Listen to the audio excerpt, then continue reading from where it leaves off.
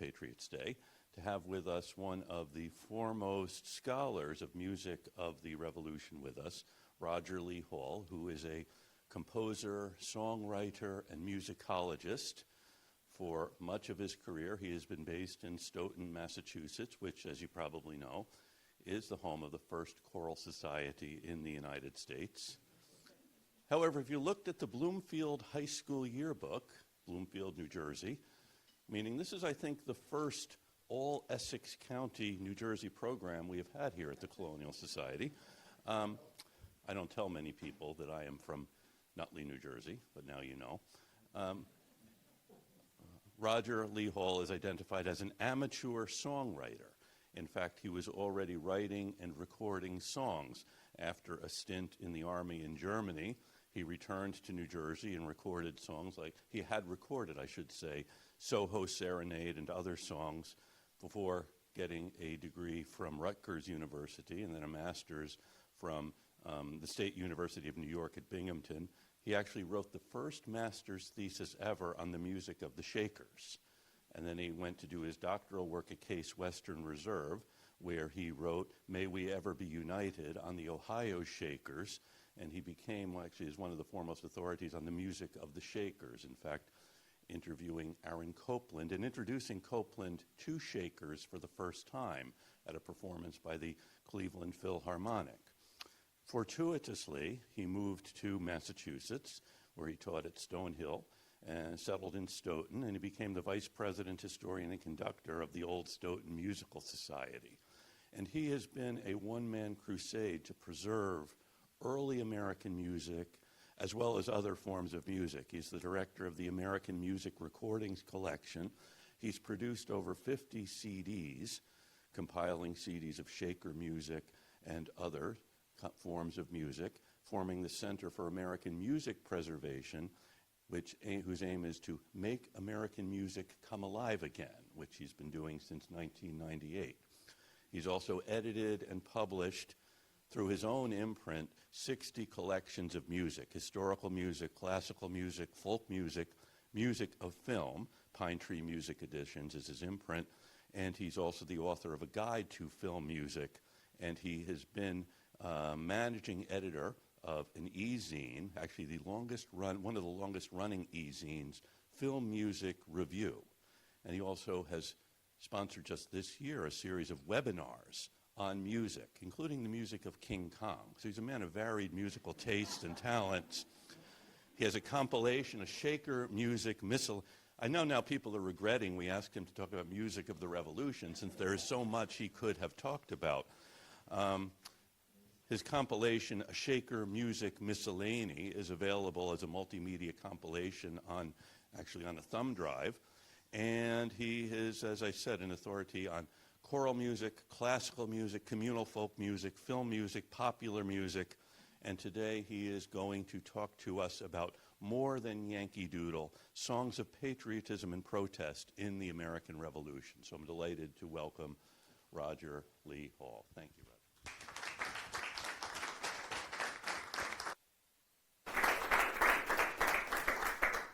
Gee, did I do all that? Well, thank you very much, and I'm so happy to be here. I first want to thank David here from the American Ancestry for suggesting that I speak to this group, and I really appreciate that. Thank you, David. And I'm especially pleased because I'm talking about music that I care about greatly. I don't come from this area originally, as was mentioned. I come from New Jersey. But since I've lived here for almost 50 years, naturally I am intrigued by the music, especially the earliest music, in Boston especially, but also in the rest of Massachusetts. And so I will be talking a lot about that and identifying as many of the songs to people. So many of these tunes are anonymous, they're folk tunes, we don't know for sure who wrote them. And I will at least let you know what I think. Of course, it can be disputed naturally. But I've looked at a lot of these pieces for many years. And I spent a lot of time, of course, in Stoughton, which has the oldest choral society in America, founded on November 7th, 1786. So it's very old. Years ago, just to tell you a little story, I was watching TV and they had a broadcast of some event, and they mentioned the U.S. Marine Corps was celebrating their anniversary. I think it was their bicentennial. The oldest musical organization of any kind, they said. I said, nope, not true. I had to write to the Marine Band and correct them that they are not of any kind. The oldest Marine band, certainly, or the oldest band, but the oldest musical organization is the Old Stoughton Musical Society, originally called just Stoughton Musical Society. The old was put in 1908 when they incorporated in the Commonwealth of Massachusetts. So they added the old because they were old. So they wanted to designate it.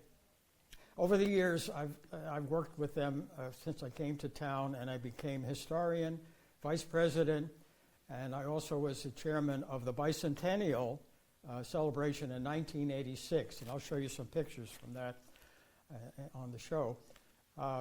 So I've been involved with it for many years. I wrote some music for them as well. So it won't be just about that, but I wanted to give you something about the Stoughton tradition because I think it's important to be aware of it.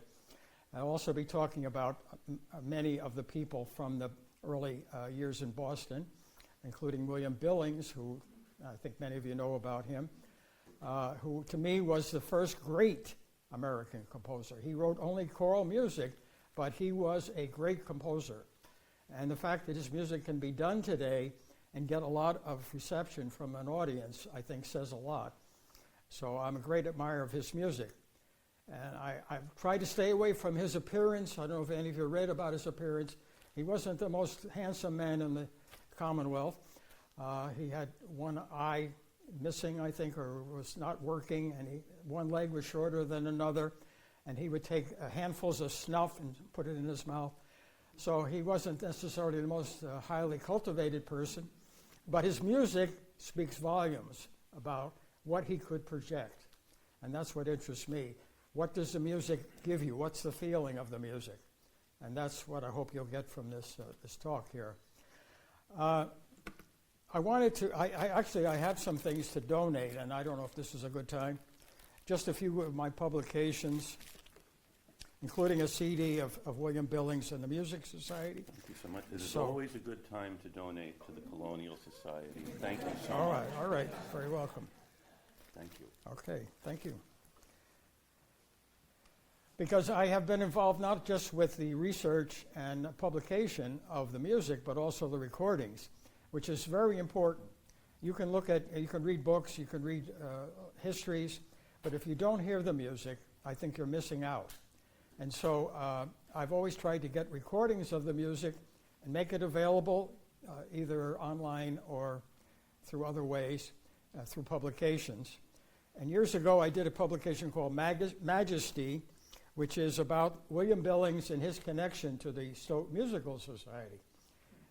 Not only was he connected by having a singing school, but he met his wife there.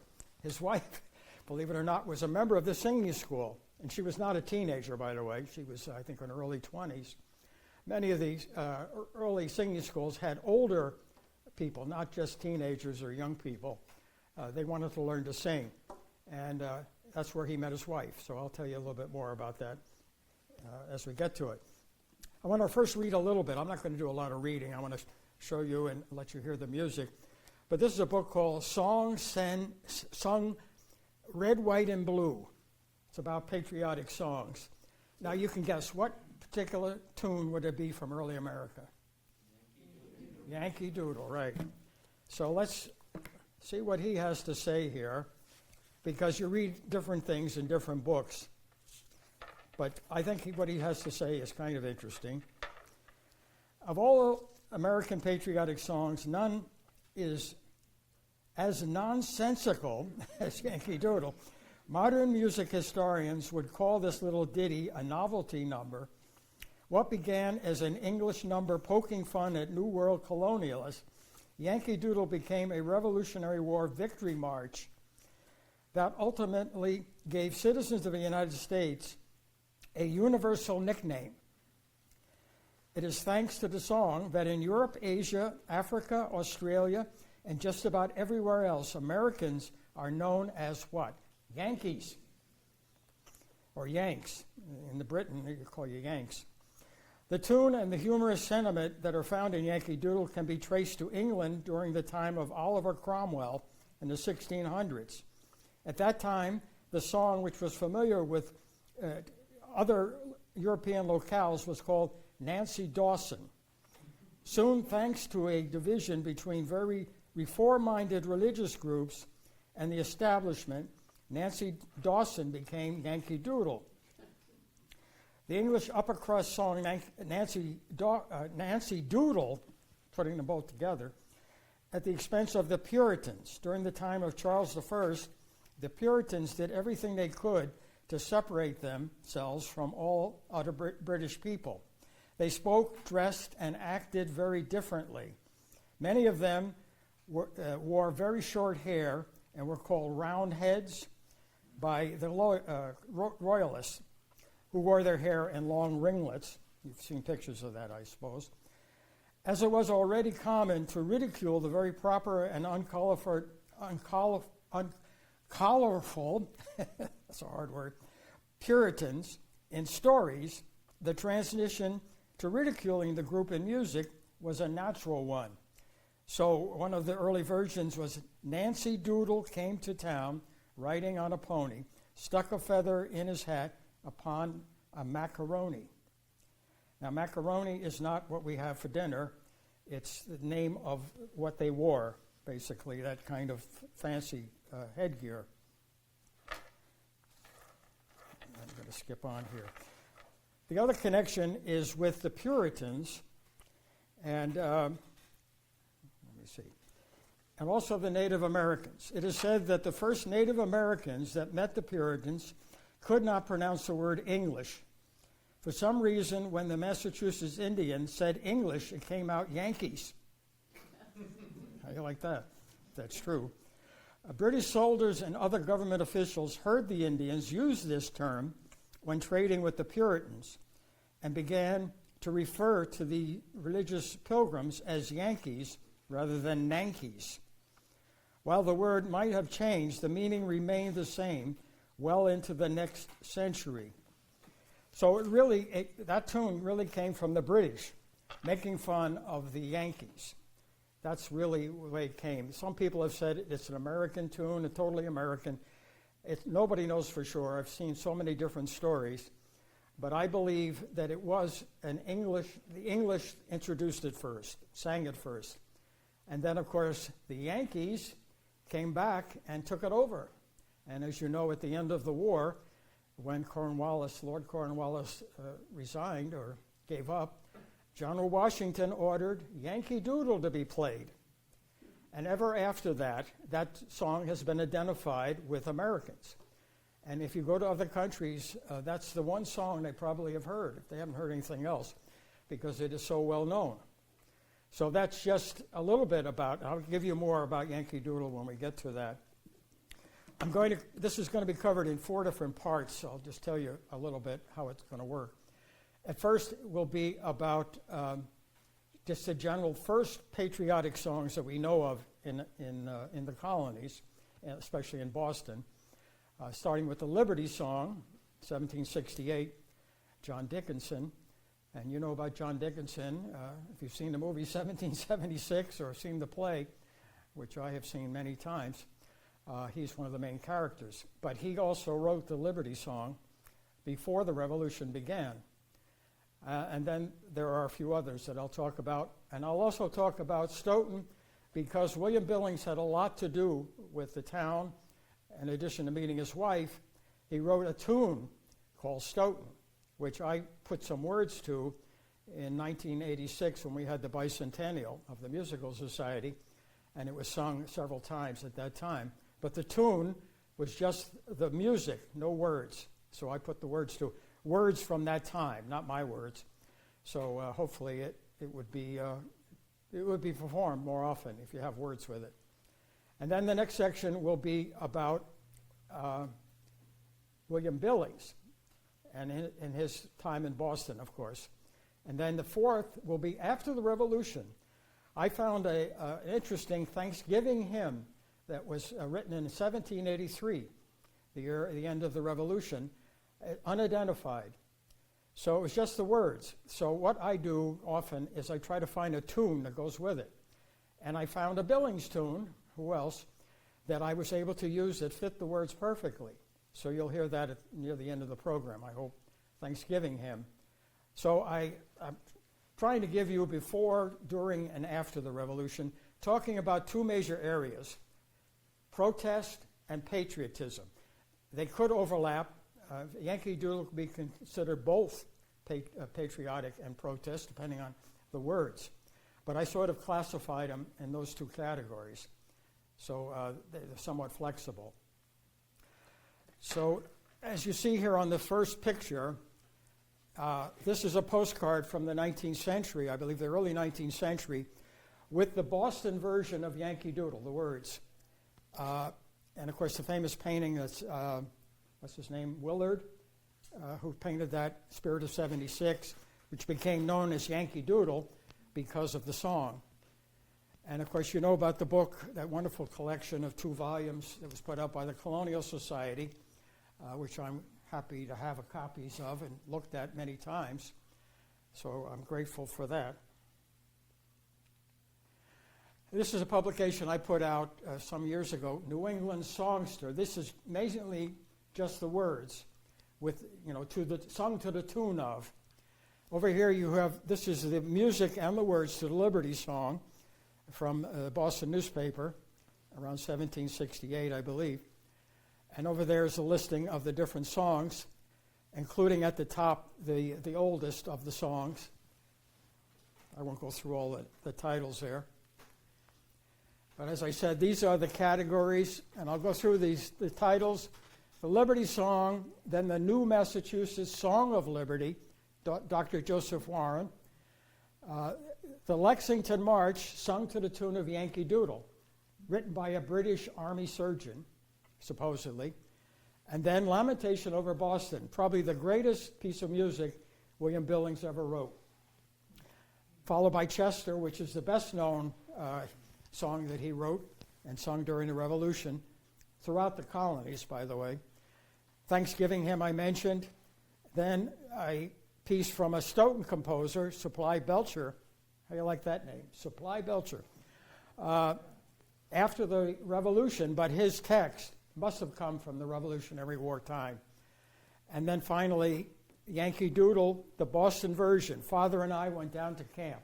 That's the beginning of it. Now, I'm going to talk first about Stoughton. The man on the right was a musician and composer. He was an organist, a violinist. He had his own orchestra, and he composed music in the 19th century, not in the colonial time. He designed this town seal for the town of Stoughton, which is celebrating its 300th this year, by the way. I'm sure if you're interested, you can come to some of the events later this year. But he put a music symbol up here, the harp. Now, I'm not sure how many town symbols have that in their design, but he made sure of putting that in because of the music connection that he knew about was so important. Edward Arthur Jones, that's his full name. Choral singing in Stoughton. Earliest known meetings were in 1762. And I can tell you quickly that there were actually 2 musical societies in town. The first one was Old Stoughton, 1786, but the other one was called the Musical Society in Stoughton. Very confusing. They claimed they started in 1762 because they wanted to say that. They wanted to be the oldest. That's why they said it. Not true. Not true at all. They were formed in 1802. And how do I know that? Their signboard from the original podium they had the date January 1st, 1802. But somebody, I'm sorry to say, in the Historical Society painted over the sign to 1762 instead of 1802. It has been put back, by the way. So it really was 1802. First singing contest, another distinction. I'll tell you about that in just a bit. Hallelujah Chorus, how you like that? Then there's various other things here. The tune book published in 1878 of mostly early American tunes that I got reprinted some years ago, and the centennial, and then it goes on. I don't know if there's anything else. Yes, 1986 is an important date for them. This is why I was able to write to the Guinness Book of Records, or World Records, or whatever they call it, and I gave them the information. And they sent me back a letter, that's the letter, saying, okay, you qualify, you're the oldest. Because before that, who did they have? Handel and Haydn Society, who has claimed for many years they were the oldest. Oratorios, yes, they are probably the oldest, but not the oldest musical organization. Old Stoughton was not known for doing the same kind of music, by the way. They usually didn't have an orchestra, except in the 19th century. They had it sometimes. And so it is indicated here, Oldest Choral Society, they put it in, and that is a copy of the original journal, November 7th, 1786, which designates rules and regulations, they called it, very specific, even talking about how they're going to pay for the alcohol, which was very important to them, because they used to meet in taverns, as you could probably guess, and they were mostly men, of course, all men, actually. In 1986, this is Governor Dukakis signing the proclamation for Old Stoughton Musical Society Day, and that's State Senator William Keating, the president of the Musical Society, David Benjamin, Step Representative Marjorie Clapprood, Joe Clemens, who was the treasurer, and this old guy who had a little more hair, me. I was vice president. Also on the right, I don't know if you can see all of those names, all of, I think it's 36 composers were performed in 10 years, from 1976 to 1986. And not just Stoughton composers, not just William Billings, the famous composers, Charles Ives, a well-known composer from the later years in the 19th, 20th century, and Stephen Foster, I'm sure you've heard of him, and a few women as well. Amy Beach, one of the first composers in Boston. So this was done within 10-year time. And there's a guy named Roger Hall in there too. He did a couple of pieces. It's just amazed me when I tabulated this for the anniversary. I was just amazed that we had done so much music from so many different composers. William Billings, of course, is at the top. 34 performances, more than anybody else. Here I mentioned Stoughton. This is the tune he wrote it from his first tune book in 1770. Actually, that's the first collection, sizable collection of original music in America. And you'll see a picture of that in just a minute. But he did put in tunes named after towns. Now, why do you suppose he did that? Any ideas? Because it would sell. He would go to the town, he would say, hey, I did a tune for your town. I'm selling a book. So part of it was a way to make some money, not just to do the music. They were businessmen of sorts too. But there's no text, it's just the tune itself. So I put a text to it by Dr. Isaac Watts, because I thought that was appropriate from that time. And it seemed to fit the tune very well. And I think I can play, I'll just play a couple, just maybe the first two verses.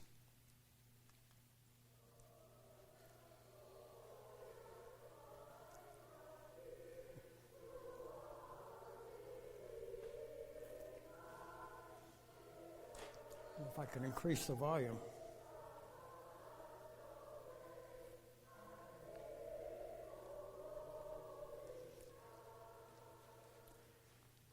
It's the second verse.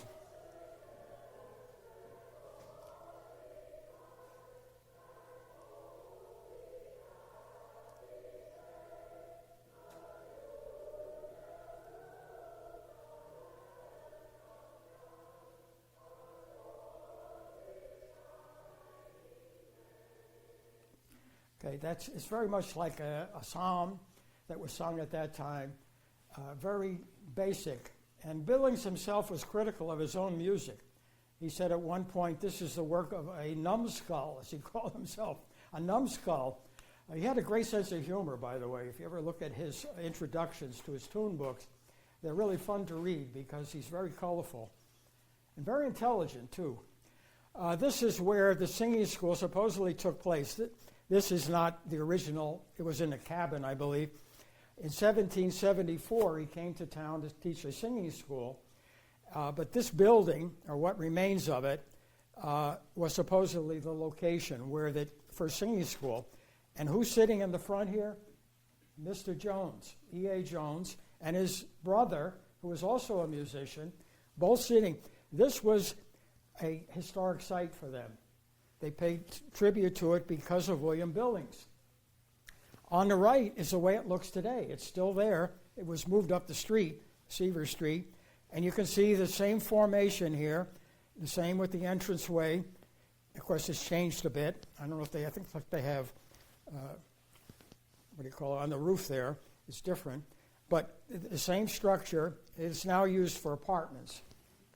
I tried to get somebody to preserve it as a historic landmark, but I wasn't able to do that. Now, this is from the first, or actually the second tune book they produced in 1878. And they give a reminiscence, they call it, about the first singing contest. And I will read that portion for you. I'll take it from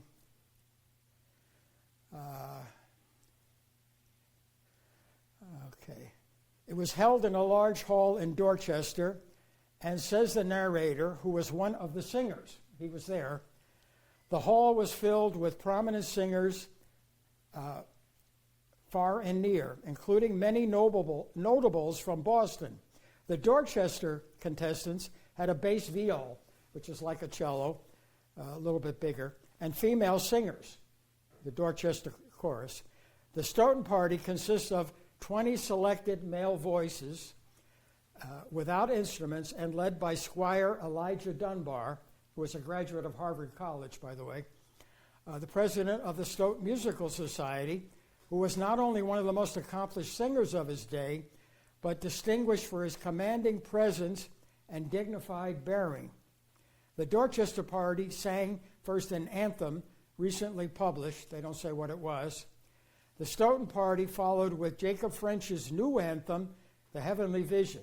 Jacob French was another composer, and he came from Stoughton. So it's natural they would pick that. Rendered without book or notes, in other words, from memory. Again, the Dorchester choir sang. Then to close the tournament, the Stoughton choir sang without book Handel's great Hallelujah chorus, recently published in this country by Isaiah Thomas. The Dorchester singers acknowledged defeat and endorsed the taste and judgment of the ministry. So endeth this incident of the olden time.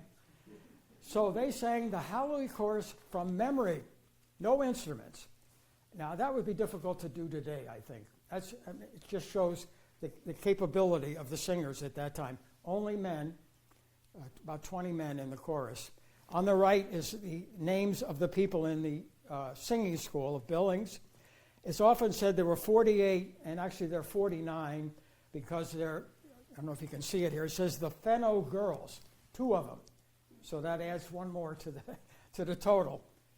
It's kind of silly things that I obsess about, but that's what it's 49 singers, mostly women. Many of these are women, and they sang tenor, not soprano. Tenor was the voice that Billings preferred over soprano. So that's why you have more of them in that voice category. And then you have the tenors and the basses down below, not so many, and the alto, countertenor even. So it was mainly the tenor voice that he preferred, higher voice. There is the Hallelujah chorus. That's from Isaiah Thomas's collection, 1786, which I believe was the first book they bought after they organized. And so naturally they saw that in there and they said, aha, we've got to do that. So that's what they chose for that singing contest. It was done around 1790. I don't know the exact date when they had the singing contest. But they sang this from memory without any instruments. Now, part 2, early protest songs. I mentioned the Liberty Song and Freedom We're Born and Freedom how does it go? Well, I'll play it. But this is the tune, which is very uncommon to print the music at that time. But it was done around 1768, and I think it was in one of the Boston newspapers first. And all of the words, too, printed underneath. That was not so common. Now, I don't know if you're going to follow the words, but I'm going to play this. This is with Old Stoughton performing this Liberty song. And this was arranged by William Arms Fisher. I don't know if anybody remembers the Boston Music Company. Anybody know that? He was involved with that. He was a publisher back in the Depression era, in the 30s mainly. And he put out a lot of early American material.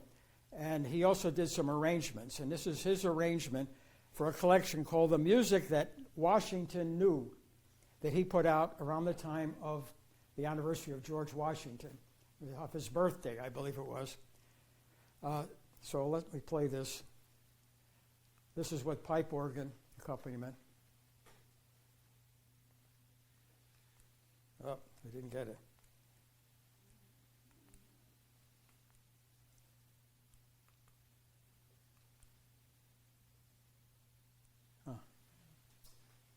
I did something wrong. Well, we'll have to skip it. All right, let's go on. This is a picture of the Grenadiers, the British Grenadiers, prints from that time. You see how fancy they dressed. They were, very colorful-looking characters with the drum and everything. And we're going to, if this works, I hope. This is the British Grenadiers, the original song. You'll see the words.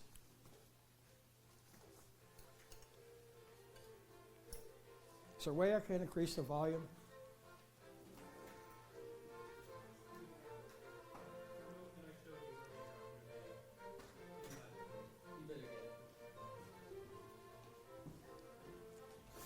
Oh, this? Yes.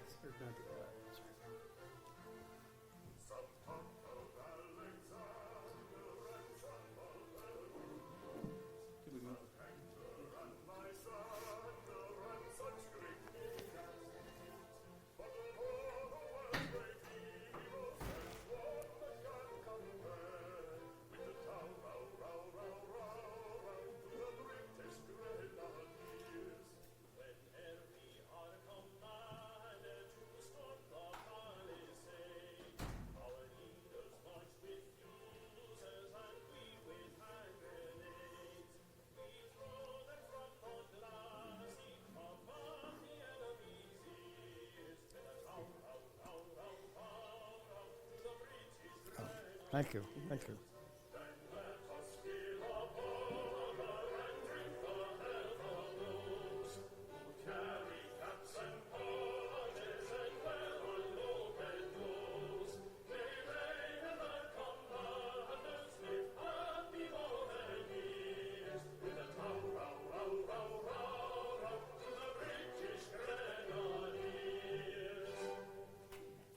Now that song was adapted by Joseph Warren, Dr. Joseph Warren. You know about him. There's a portrait of him, I think, by Copley. This is by John Trumbull from the Battle of Bunker Hill, where he was killed. I'm sure you know that history. But this is the, he wrote this, the words, of course, sung to the tune of British Grenadier. It was very common then to sing it to a familiar tune. And of course, British tunes would be the best known. So that's what they used. And they would all, this is a broadside, just the words only. People would know the tune, so they would just sing it. This is an interesting version of it done by a former curator at Old Sturbridge Village, Arthur Schrader. And this is done with him singing alone with, I'm not sure what he's accompanying with. It sounds like drumsticks or something. But he sings this whole thing. My contention, this is often called Free America. You often see it performed that way. Actually, you notice Brave America, Brave America, Brave America. That's the original, Brave America.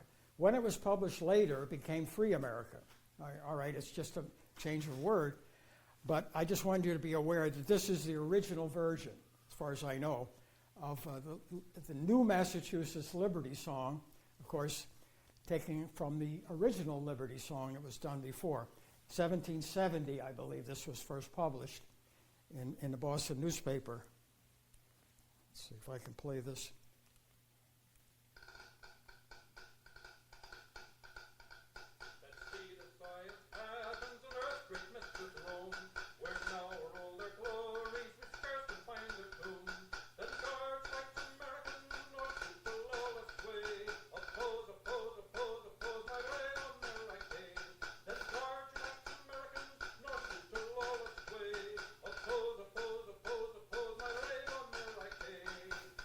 Next verse.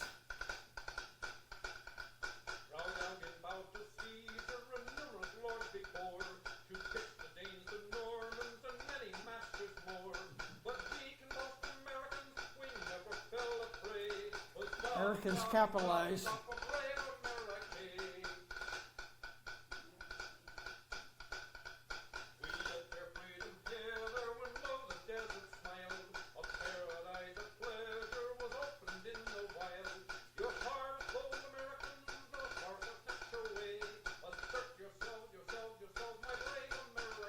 Notice the repetition to emphasize it.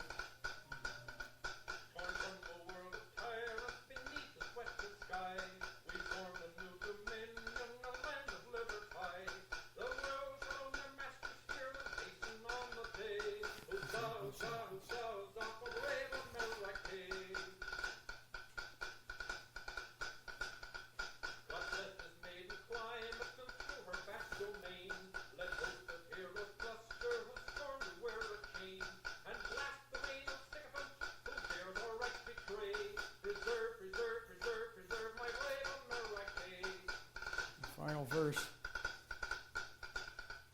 Lift up your heads, my heroes, and swear with brows disdain. The wretch you would enslave, you shall spread his snares in vain. Should Europe and the all our flesh, we keep them in array. And shout and shout and shout and shout for brave America.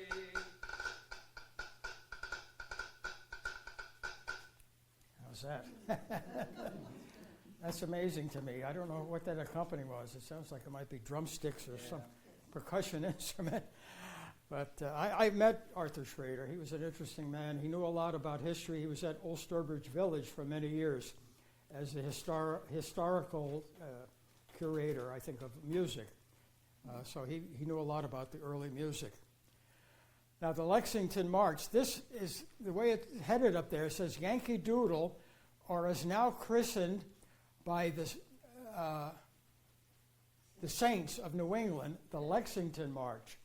This is the British version of Yankee Doodle, supposedly written by a British doctor, Dr. Richard Shuckburgh. There's conflicting stories about where he wrote it or when he wrote it. Years ago, my wife and I went to Albany area, and we visited a place called Fort Craylow, which was from the Revolution time. And they claimed that it was written there by this Dr. Shuckburgh, this particular version. But I talked to a guide there, and he said, no, that's not true. No truth to it at all. So nobody knows for sure, but his name comes up a lot with Yankee Doodle. This is definitely making fun of the Yankees. So I think it's definitely a British perspective on it. And it's quite bawdy. It's not sung that way, but if you looked at the text, you might find it somewhat shocking. But anyway, this is the way it sounds. This is done with the band of music at Williamsburg, sung by Philip Hawke, who was a soloist with the band at Colonial Williamsburg.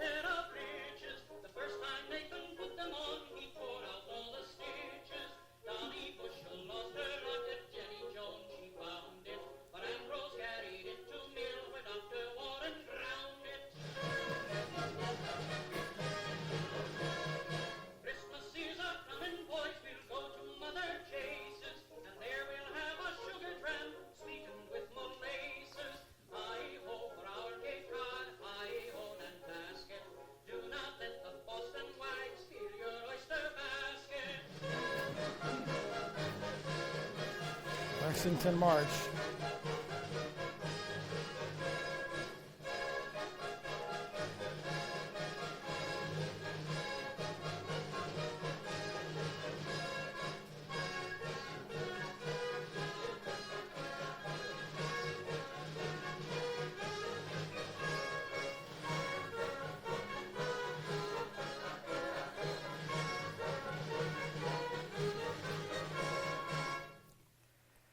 It's difficult to pinpoint exactly when that was written. There are different stories, but I think it's definitely written from the British perspective, and whether it's Dr. Shuckburgh or somebody else, making fun of the Yankees. And as you know, after the first battle, the Yankees turned it against the British by playing Yankee Doodle. And of course, when they surrendered, they played Yankee Doodle. So it started with the British making fun of the so-called Yankees, and the Yankees turned it around and became not the baseball team, but they became, and the tune became so well known. William Billings, Boston Tunesmith, 1746 to 1800, and that's the publication I mentioned.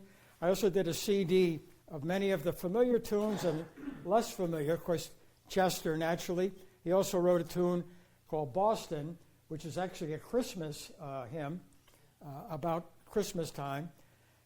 Stoughton, and then Sharon, which is another town near us, which actually broke off from Stoughton. And he had relatives there. That's why he named them that way. He had relatives in that area. An anthem, David's Lamentation, a beautiful lament that he wrote. Majesty is the most popular tune for some reason with the Music Society. I never understood why. It's a good tune, but they like to sing it. When Jesus Wept, another wonderful tune. You notice that they're not all patriotic. There's religious tunes and just regular tunes that he liked to set the music. Easter Anthem, for example, another spiritual piece. The Bird, which is another spiritual text. An anthem for Thanksgiving, again, for Thanksgiving. Not so much the holiday, it was an act of thanksgiving. Now, this is from my book, Majesty, and I gave this, I reproduced this from William Capon. I give him credit. He was a local genealogist, I'm sure David knows about him, who put a genealogy of the William Billings family. And it's very good, and I think it's very accurate, too. His wife was named Lucy Swan, who he met at the singing school. They got married in Stoughton later that year, 1774, by a Reverend Jedediah Adams, I think his name was.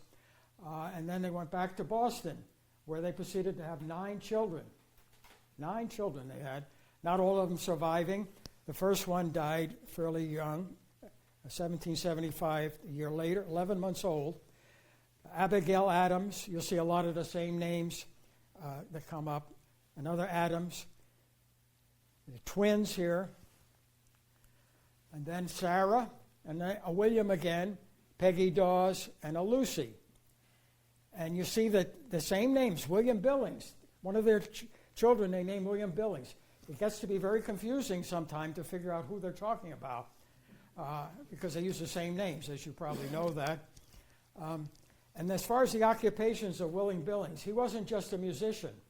He was actually a tanner in the beginning. That was his trade. And that's what he learned first. He had other jobs, not all of them very lucrative, I would say. One of them was called a hog grieve. You know what a hog grieve is?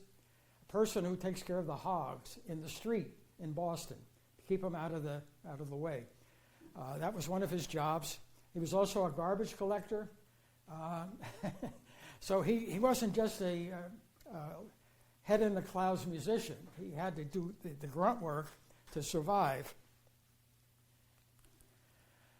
And this talks about the lamentation over Boston, which we're going to hear in just a minute.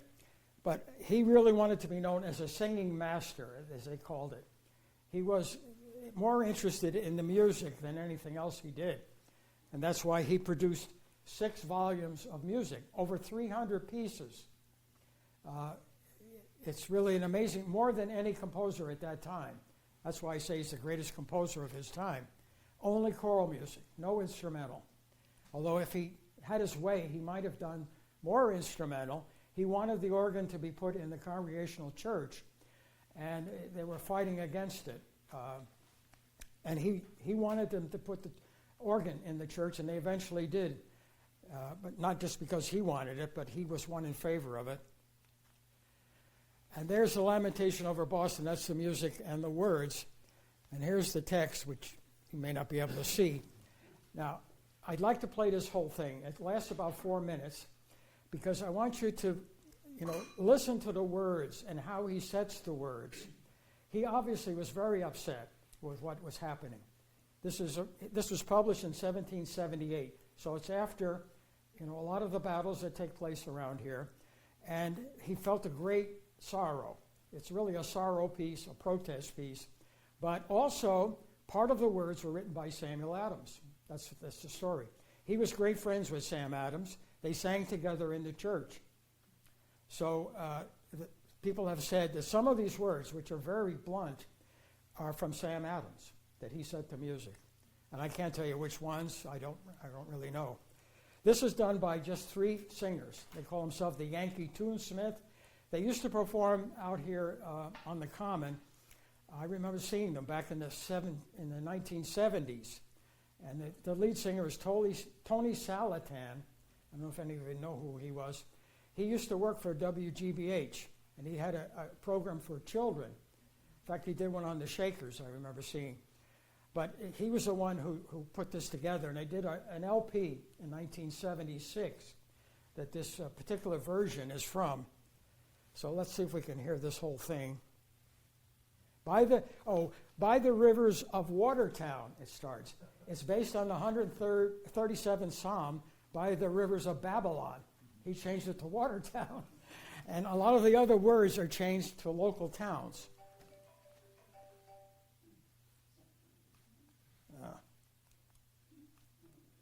I'm not sure I can play it. What am I doing wrong? Well, all right, I may not be able to play it.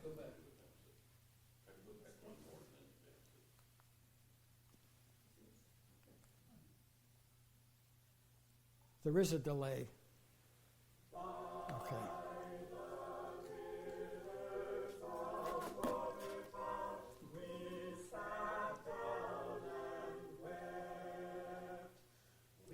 Notice a repetition of words.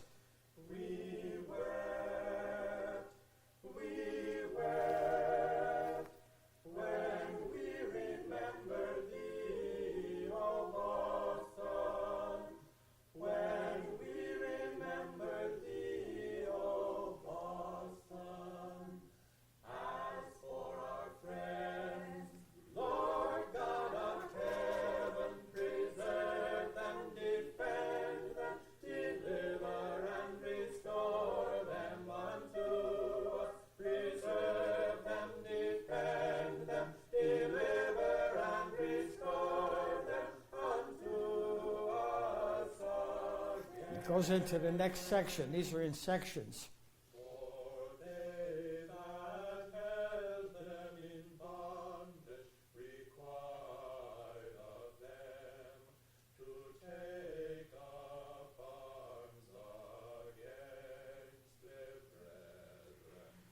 Forbid it, Lord.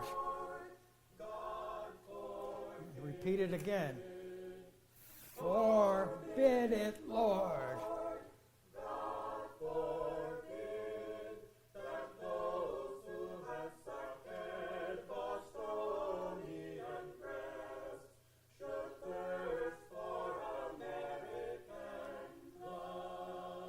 Now he talks about Roxbury.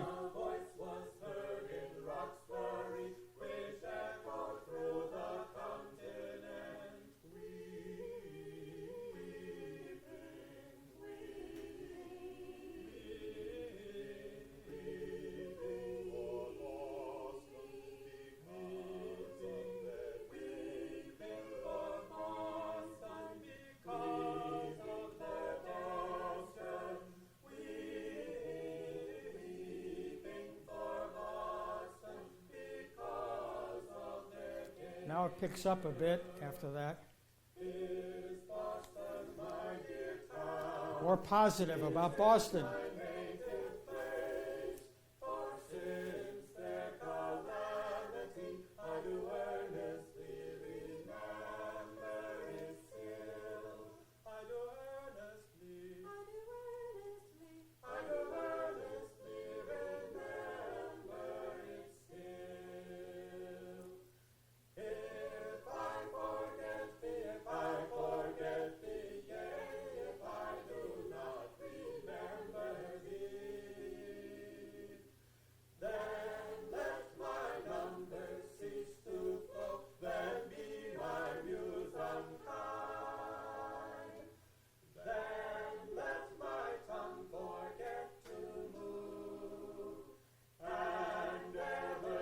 Now here he gets into the real tough part. Let horrid jargon split the ear, my nerves asunder.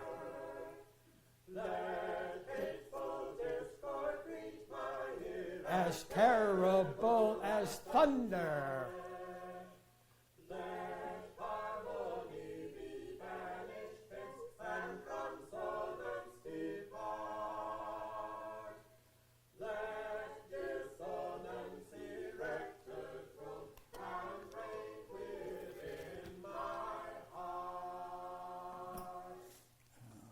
Do with the, okay, I lost my, oh, here. So that's quite a piece, really. It's really, the music fits the text very well, I think. And the harsher words in there could have been from Sam Adams. I don't know. It's hard to know who did what. But the fact that he was a friend of Sam Adams, they sang together in the choir, it could very well be that he had something to do with it, but nobody knows for sure. That's 1778. The second Billings collection was called The Singing Master's Assistant, and people have called it Billings' Best because it had the greatest tunes like this one. And Chester, the version that most people have known, first was published with all 5 verses. Here is the New England Psalm Singer was the first one, 1770. First collection by any composer of original music, subtitle American Chorister. I forget how many pieces there were, I think about 200. And then the Singing Master's Assistant, which had some of the same tunes, but Chester, in the first 1770, was only 1 verse, the first verse. When he came out with this second one, there were 5 verses. And he talks about the war, because it was going on, of course. So he included that in the best-known version of Chester. And then he went on, he had 4 more tune books, as they call them, that he published up until 1794 was the last one that he published. And they have been reprinted. The Colonial Society has reprinted them. This is the first one, the New England Psalm Singer or American Chorister. Over here, this is engraving by Paul Revere. You may know that. And the theory is this might be William Billings. There's no pictures of him. I'm not sure if that was him or not. And I'm not sure this is an accurate configuration, but that it is what it is. And Paul Revere, I believe, only engraved this frontispiece. The rest of it was done by a musician, Josiah Flagg, who was a well-known musician in Boston. He did the engraving for the rest of the book, 1770. And here you see some of the tunes. A lot of them are local. There's America, of course. Boston, Cambridge, Duxbury, Jamaica, Massachusetts, New Boston, Old South. This is from the first book, Stoughton, Taunton, and I don't know if there may be a couple of others. But they're all listed alphabetically, and as I may have mentioned already, the reason why he put those in, because he hoped that the people in those towns would buy the book, because the name of the town is there. So it was a sales idea that he had, I think. And many tunesmiths, as they're called, had that kind of thing. Put in a town name. Had nothing to do with the town, except the title. but it helped to sell the book, apparently. At least they hoped that. And let's see, this is from the first book. It's interesting how they printed it. Let tyrants shake the iron rod. Printed here, and then the next line is up here, and then the next one's down here. They had to do that because they couldn't fit the text, one underneath one another. It was printed on this level because it's primitive printing to print music. There was very little music printed in early America, so this is one of the first, I think. And then in 1778, in the Singing Master's Assistant, you have the version that most people have heard with the 5 verses and talking about the Revolution. Howard, Burgoyne, and Clinton too, with Prescott and Cornwallis joined, together plot our overthrow in one infernal league combined. So he's talking about the war. Let's see if I can get this. Okay, I'm going to play now the original Chester, and then in 1786, because you notice the first verse, let tyrants shake their iron rod and slave and clank her galling chain, we fear them not, we trust in God. New England's God forever reigns. Now how would that go over in Virginia? Not so well. So they took it out and they redid the text, and he didn't do it. He had nothing to do with it. A man by the name of Philip Doddridge wrote a text, let the high heavens your songs invite. In other words, just a regular kind of words, had nothing to do with the Revolution, but because of New England's God and the other things that Billings wrote, they had to change it for other people, I suppose. This is again the original. First verse.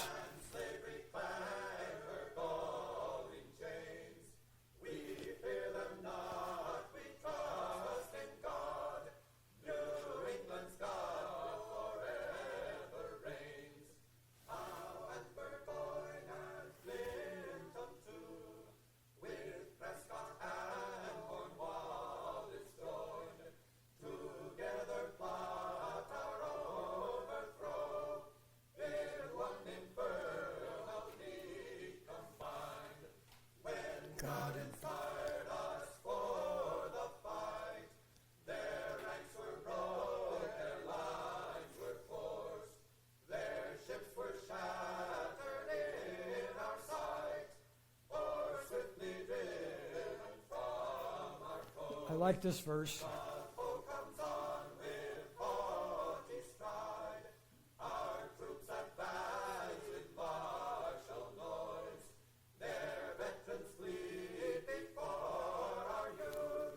And generals yield to beardless boys.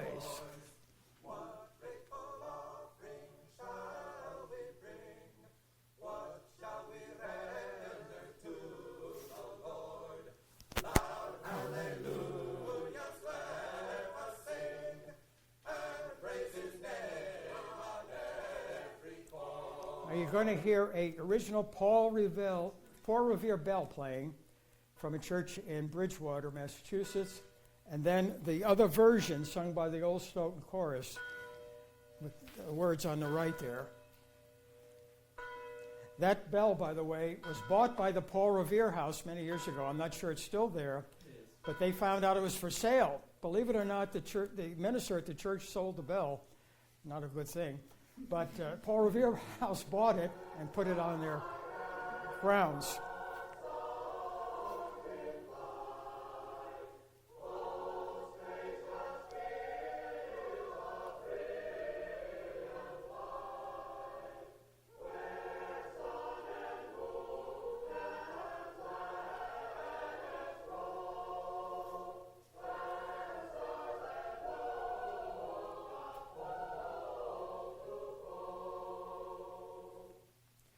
Okay. Now, in 1976, I don't know if any of you happened to attend this ceremony, but they dedicated a plaque at the Common on Boylston Street for William Billings. Nobody knows where he is buried, but his tannery was what was called Frog Lane, which I believe is Boylston Street today. And so it is across in that vicinity of Boylston Street. But that's where he was buried. One of his acquaintances, Amos Penniman, I believe his name was, put up the money to have him buried, but no marker was put in, so nobody knows where he was buried, unfortunately. The interesting thing, in 1976, they had a ceremony where they dedicated it, and the group that put it on was not a Boston group. They were from Washington, D.C., an organist society, of all things, paid to have the plaque put up. You would think it would be a Boston group. I mean, it's kind of surprising. But this is from the booklet that came out in '76 when they did the ceremony. And there's an account there, I won't read it, by David McKay, who wrote one of the first books about William Billings. He was a scholar from one of the universities in Massachusetts. Now, the Thanksgiving hymn I mentioned was written after the Revolution, 1783. Anonymous text, I don't know who the author is, but I picked a tune of William Billings' Kittery, which is a popular Billings tune, and it fit these words so well that I thought, well, why not do it that way? So this is the Music Society singing this Thanksgiving hymn from 1783.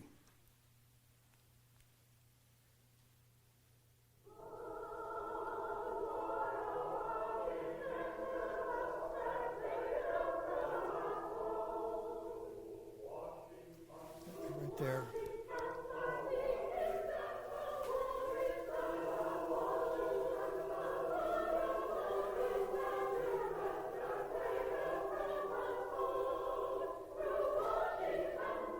Washington.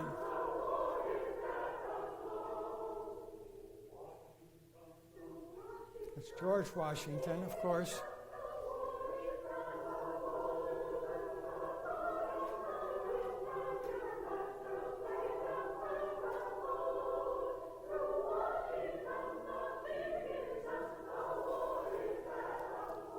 The second verse, now we have peace.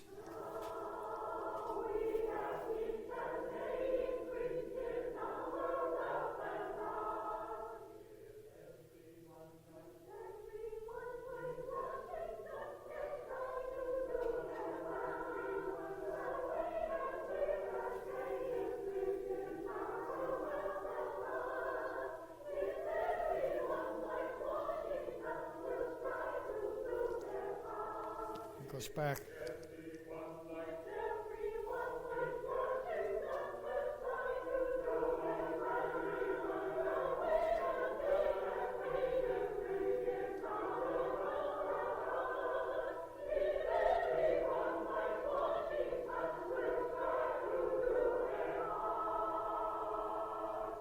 It's a very nice tune, isn't it?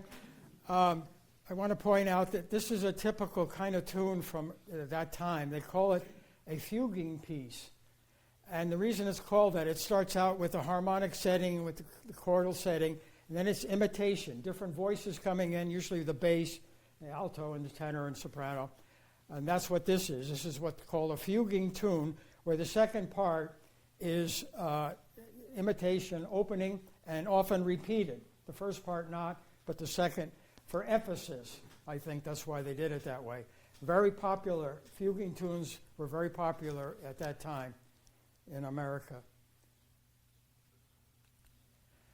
Now we go to a Stoughton composer. Actually, he was born in Stoughton, which is now Canton. Canton and Sharon broke off from Stoughton. And he lived in Canton. He had a tavern in Canton. I brought a student who came down from one of the colleges up in Maine who was doing a project on Supply Belcher for her thesis. And she was really very inquisitive. She took pictures every place I went, and she looked at the documents at the Historical Society. He's very interesting, and he's one of the few composers where there's a picture, mainly because he was a justice when he moved to Maine. He went to Hollowell, Maine, and Farmington, Maine. He became a justice of the peace, and he was called the Handel of Maine because he put out a music book called The Harmony of Maine. Obviously, he's pushing Maine pretty strong here, but that's what he's based on. He's called the Handel of Maine because of that. He didn't know Handel. He had nothing to do with him, of course. But that's the way he was designated. Published in Boston, Isaiah Thomas, familiar publisher. And this is a tune that it was published in 1794, but the text and the way it was set seems to indicate to me this must have been written right after the Revolution, or maybe even during the Revolution, because it talks about blow ye the trumpet, blow, the gladsome sound. Well, you'll hear it. Let's play it. This is done by a chorus in the University of Maryland.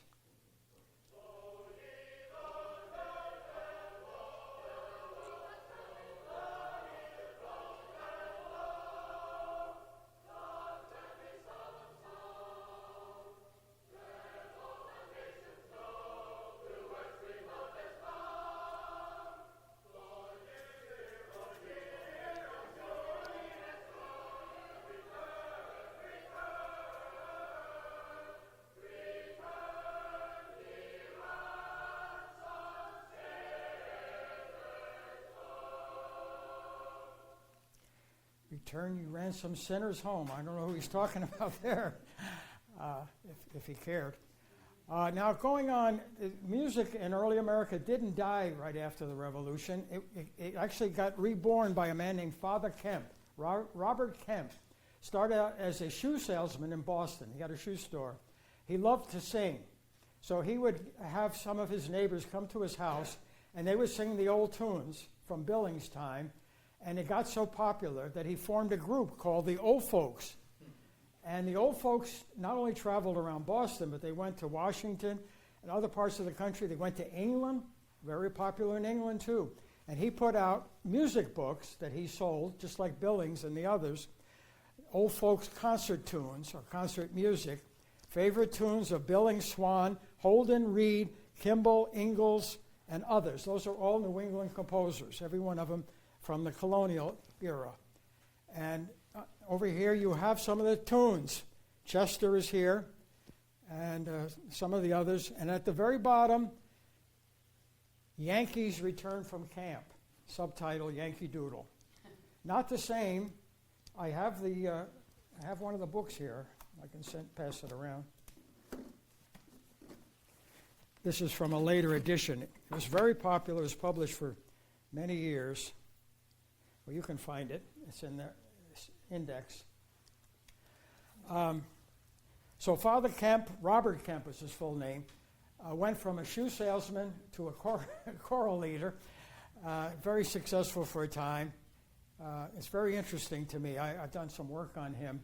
I don't have time to go into a lot of details, but he put out actually 3 editions of his tune book.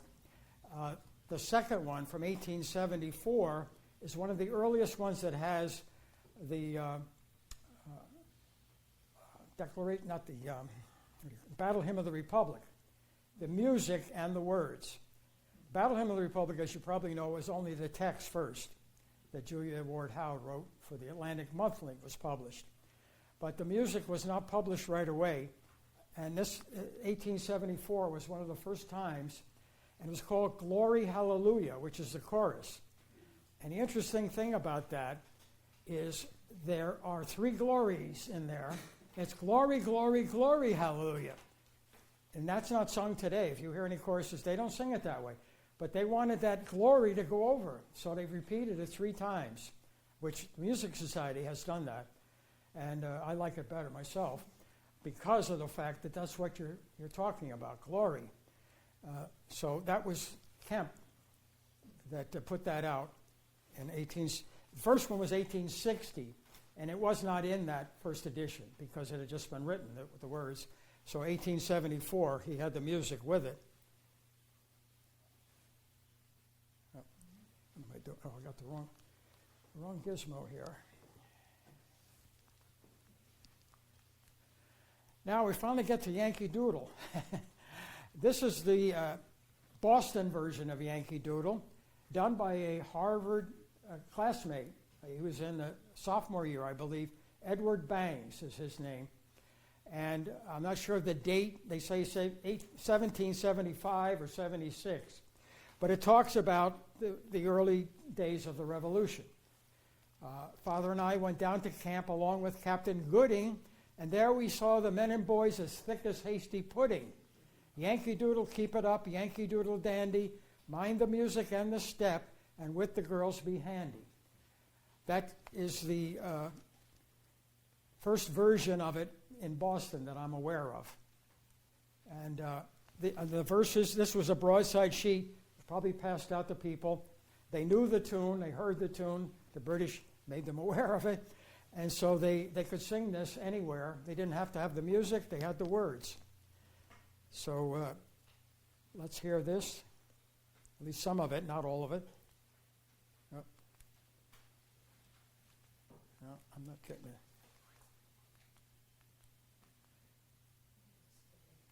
No, I don't think I can play it anyway. It is the familiar tune that you're all familiar with just these words.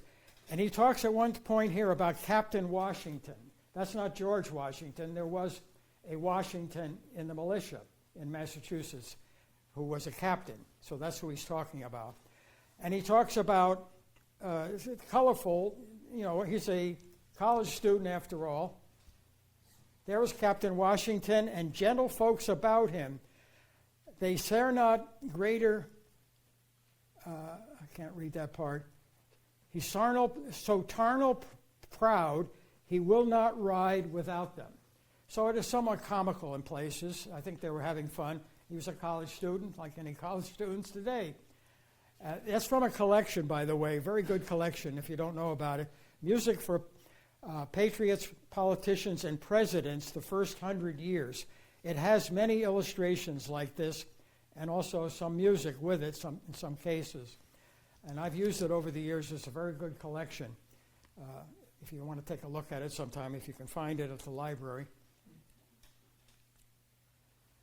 And here, as I mentioned, Captain Washington, that's a different person, attributed to Edward Banks, sophomore at Harvard College.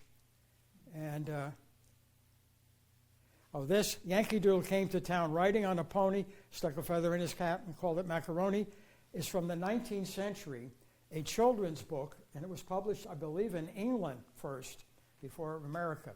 But that's the version we all heard, I'm sure, either in school or someplace. That version that you still hear if anybody's singing Yankee Doodle. But that's not an original from the colonial time, just so you know. And this is the arrangement of Father and I Went Down to Camp by Edward Bangs. I don't know if I can play this. Let's see. Okay. The tune is familiar.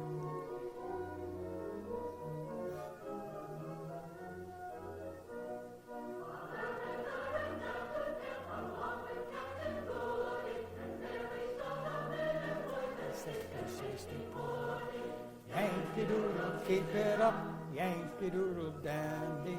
Mind the music and the step, and with the girls be handy.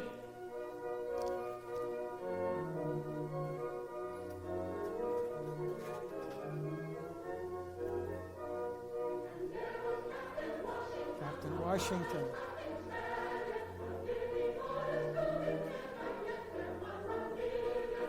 Yankee Doodle, keep it up, Yankee Doodle dandy. Mind the music and the step, and with the girls be handy.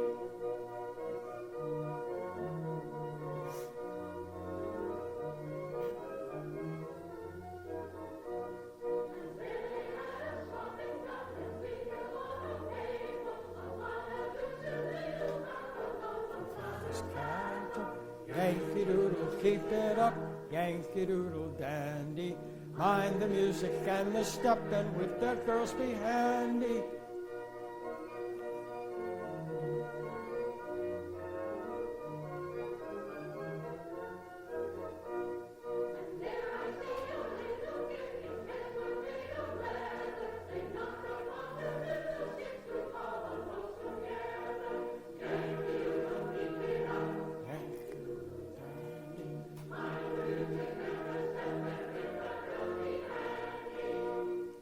That was arranged by William Arms Fisher from the collection I mentioned.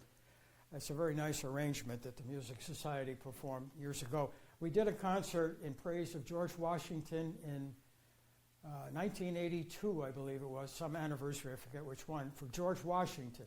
All the music was from Washington's time, including Chester and pieces from this area, but also from Washington. Washington, in case you didn't know, was a great lover of music, and he liked to dance, too.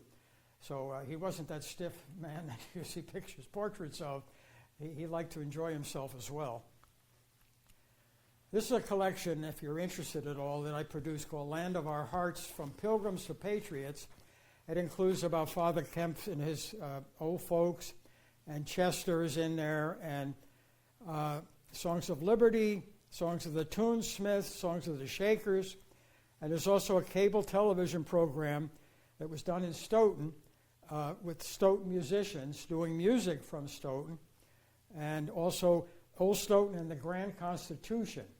Another distinction they have the oldest constitution of any musical organization, and guess what year? 1787. 2 weeks after the U.S. Constitution. I think that's amazing. I don't even know if they know the Constitution was coming, but they called it that. And it has rules and regulations. It's not the same as the U.S., but it is the same idea, and they called it a Constitution. So in 1987, me being celebrating something every year, we had a celebration for that Constitution in 1987.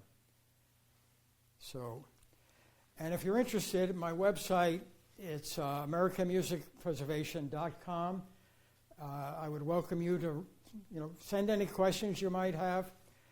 It's called the Center for American Music Preservation, online resource focusing on historical research and recordings.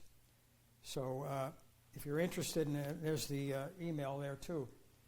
So now I can take any questions you might have. Hopefully I can answer. Anybody have? Thank you.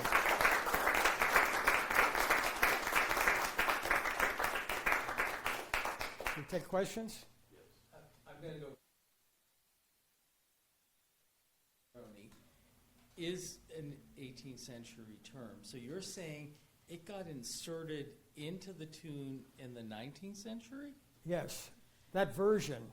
Yeah. It was known, yes, of course, you're right. It was known that earlier.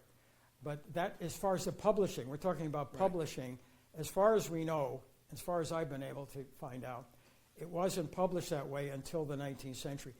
There's a book called The Book of World Famous Music, done by James Fould, and he says that, and I've seen it other places, that the first time it was printed, not sung necessarily, but printed, was in England, and it was for children, like a children's book. So it may well have been sung that way.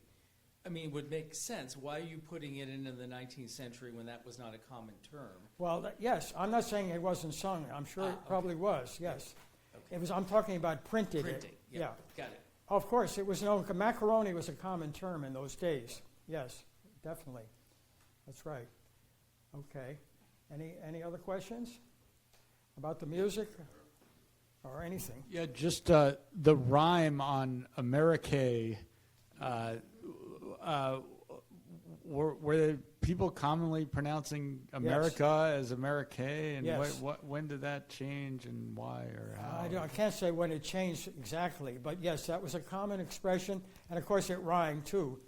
But yes, Amerique was something that they pronounced it that way. Not everybody necessarily, but America, we know is so common to us, but to them, it wasn't that common initially. They had to get used to it. And of course, in the sense of, in a song, you want it to rhyme. So that's why you have the K and say or whatever it rhymed to. So I don't know exactly when it became, used. I can't tell you that for sure. But it was a common way to pronounce it in those early years, especially in songs. Any other questions? One more from Lieutenant. I do. And it's not related to the patriotic, but Billings is writing a Christmas song, Yeah, in the late 18th century, when Christmas is not popular. right. Good. I'm glad you mentioned that. Could That's you- true. Could you address that at all? He was a rebel. He said, I'm going to write it. He was very religious. He wrote a lot of religious tunes, as well as the patriotic tunes. And he didn't care if they didn't celebrate it. My guess is that he sang it with his friends, maybe Sam Adams or whoever he was with. Maybe they sang it in the church, I'm not sure. I haven't found any mention of it. But you're right, it was not a holiday that was celebrated at that time. But he didn't care. He wrote one for Easter, too. Same thing. He was very forward-looking, let's put it that way. He didn't care what the rules were. He went his own way. Kind of a rebel. Can I ask one more question? Did you say where his papers are? Pardon? Do we have any of his papers? Did they survive? Where's the majority of his music? The papers? Yeah. Well, the music is available. The Colonial Society has published those.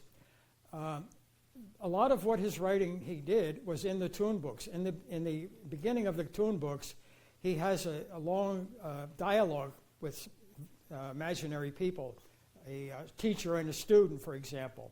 And they're very funny if you read them. He had a great wit. So if you looked at one of those tune books, but like the last tune book of 1794, he has a dialogue between a master and scholar, I think he calls him, in which he goes back and forth and tells him that nature is the best dictator of music. Let it be nature. Nature is the rule. That's the way he phrased it. So it's really quite advanced. You know, he wasn't some bumpkin just because he was a tanner or, you know, a garbage collector. He did those jobs to survive. He had, after all, a large family to support, and he couldn't make it on just the music. Even though he traveled to other cities, not just Stoughton, but he went to Providence, Rhode Island, and did a singing school. That's one way he made money, because he sold his book, and probably the students had to pay something to be in the school. So that was another way he made money. But he was never very wealthy, never. That's why he's in unmarked grave. Yes, ma'am.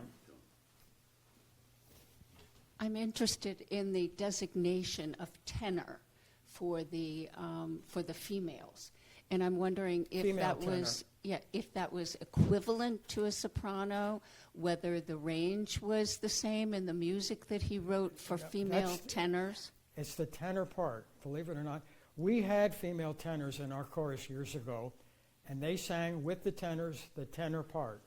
Ah, You So have much to have lower the voice to do range. it. It's not easy. Not Yeah. everybody can do it naturally, but that was what the women sang, the tenor with the tenors. In other words, men and women together singing that same part.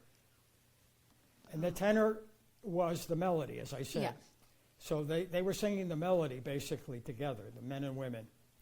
That was the common practice at that time. okay. And there are still female tenors out there. Some choruses have them, I think. And they can do it that way. And it works. I mean, we did it with the Music Society over the years. And they could handle it. I mean, sometimes it's a bit rough for female tenors. But they can sing, you know, the part is written in such a way that women can sing it too, not just for men in the tenor range.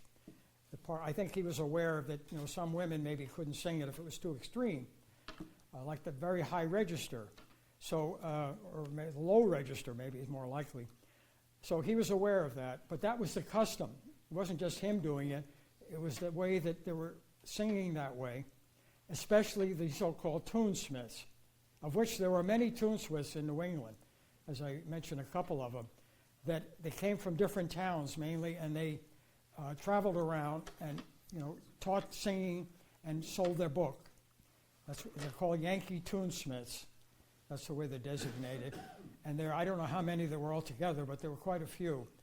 But none of them as successful as Billings, as far as the number of books and the number of pieces of music. Over 300 pieces. That's a lot of music. How he had time to do it, I don't know, because he had to do the other jobs as well. But he somehow was able to do it, and fortunately it survives still.